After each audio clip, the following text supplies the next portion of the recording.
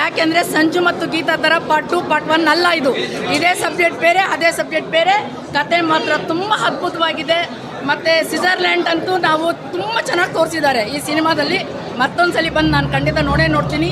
ಆಮೇಲೆ ನಮ್ಮ ನೇಕಾರ ಬಗ್ಗೆ ಒಂದು ಮಗಗಳ ಬಗ್ಗೆ ಹೇಳಿದ್ದಾರೆ, ಅದು ಅದ್ಭುತವಾಗಿತ್ತು, ತುಂಬ ಚೆನ್ನಾಗಿತ್ತು.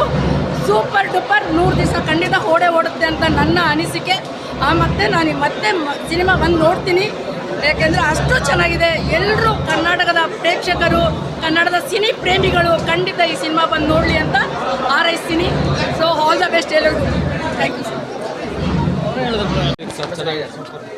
ಸೂಪರ್ ಸಿನಿಮಾ, ಸೂಪರ್ ಚೆನ್ನಾಗಿದೆ. ಚೆನ್ನಾಗಿದೆ.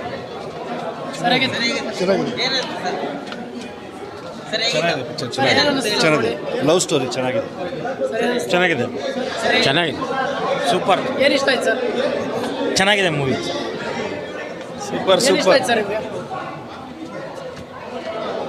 ಹೆಂಗಿತ್ತು? ಏನು ಇಷ್ಟ ಆಯ್ತು? ಲಾಸ್ಟಲ್ಲಿ ಒಂದು ಅಪ್ಪೋಬಸ್ರು ತಗೊಂಡು ಡೈಲಾಗ್ ಅದ್ರಲ್ಲ ಸಾಕಾಗತ್ತೆ ಸರ್. ಮೂವಿ ಇನ್ನೊಂದ್ಸಲ ಬಂದು ನೋಡಂಗೆ. ನಾವು ಲವ್ಗೆ ಏನು ನೋಡಿಲ್ಲ ಸರ್, ಸುಮ್ಮನೆ ಫ್ಯಾಮಿಲಿಗೋಸ್ಕರ.